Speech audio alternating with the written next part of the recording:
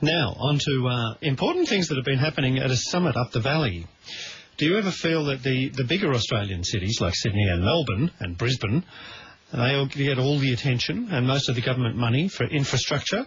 Certainly that is where the conversation does tend to revolve.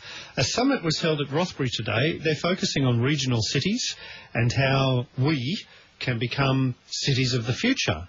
I think we could tell them a few lessons here from the Newcastle area.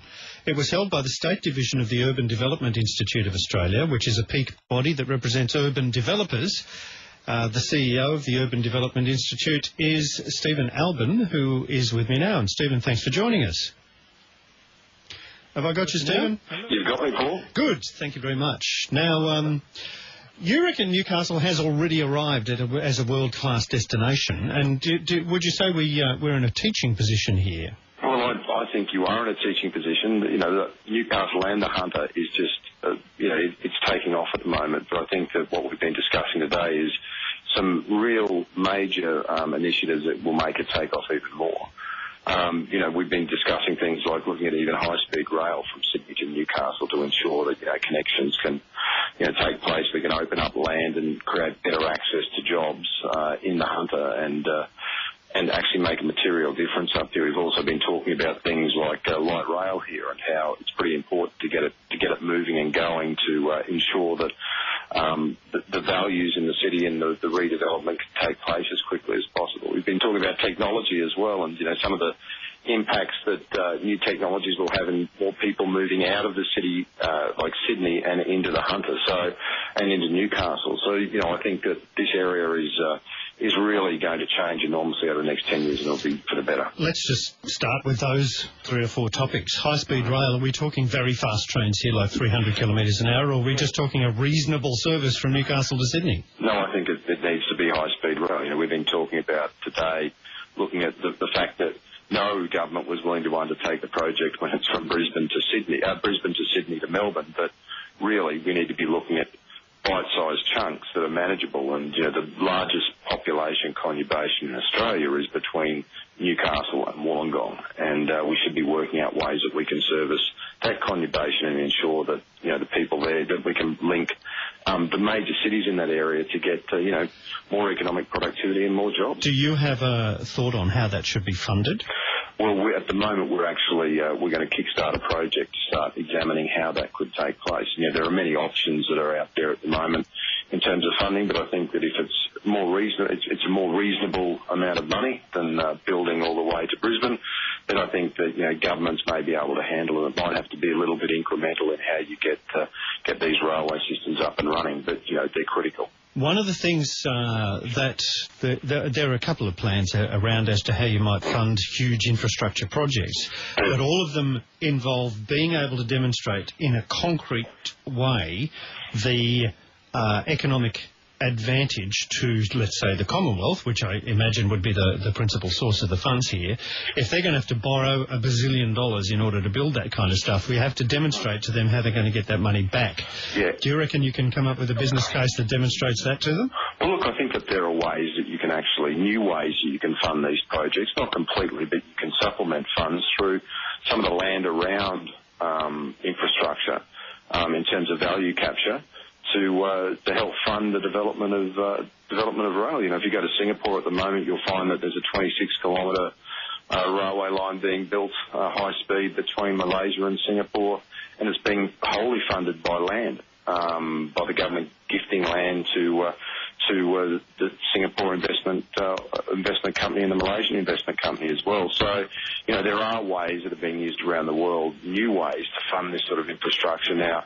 Just to pick you up on that point, how are they doing it? They give the private companies land, and the private companies build the rail. So, yeah, correct. And then the private companies recoup their losses by selling out properties or building large buildings on the enhanced land. Okay. Yes. So, okay, let's move on to another one that you raised there, and I hesitate to do this because it has been discussed quite a bit, is the light rail. You discussed light rail. Were you discussing the extension of light rail? Because, I mean, the fact that light rail is going to happen, I think we can take as a given. What is less secure is whether light rail is going to do anything more than the current proposal. I think that what we discussed was the fact that the light rail was occurring in Newcastle, so it is happening, but how you can actually get the most out of it. It's not just a railway line. You've got to work out how you can activate all the precincts around it and get some massive public benefits.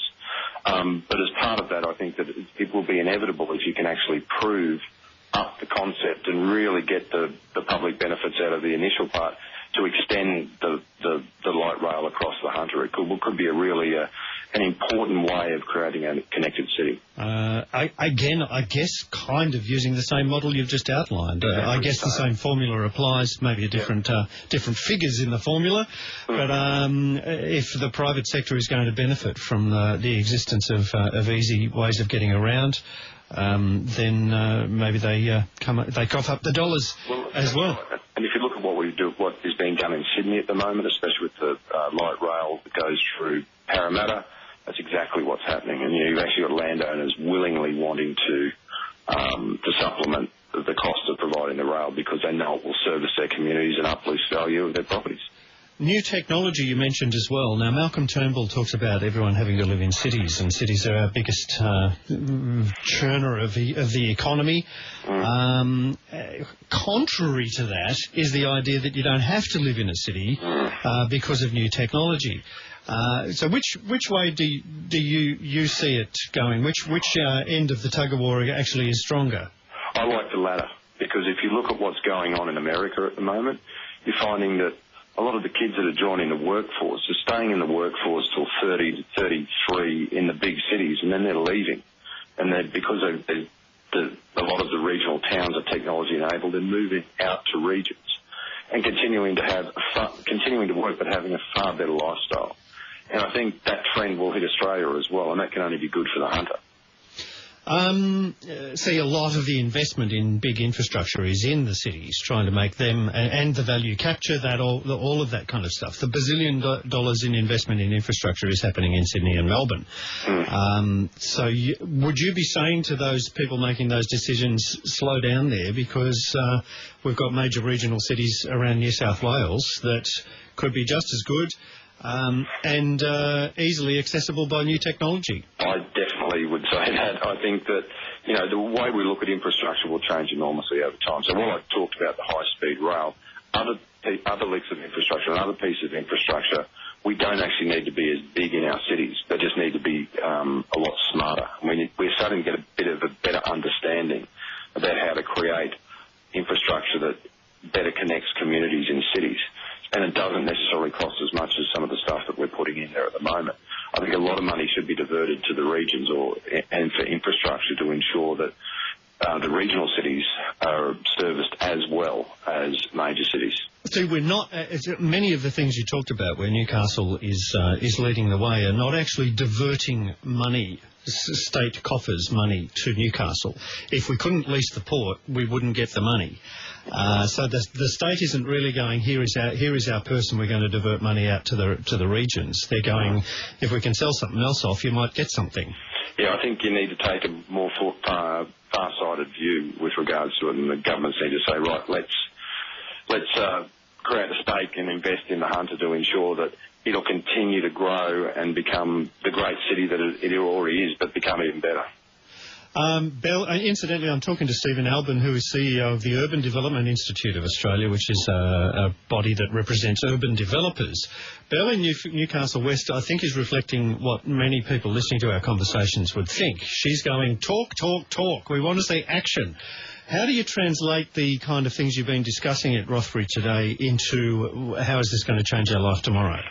Well, it won't change your life tomorrow. It'll take quite a while. But what we actually need to do, and how all these campaigns start, is with a plan. And if we start to actually get our facts, get evidence-based research, and start advocating to government, I think we'll be in a far better position than we are at the moment. Today we've got a lot of people from the property industry up here at Rothbury, and they're all pretty much on the same page. And if we can harness and summons their intelligence and their will to make Hunter even better, then I think we're in a good position. Very interesting to talk to you, Stephen. Thanks for giving us some of your afternoon. That is Stephen Albin, who is CEO of the Urban Development Institute of Australia, New South Wales.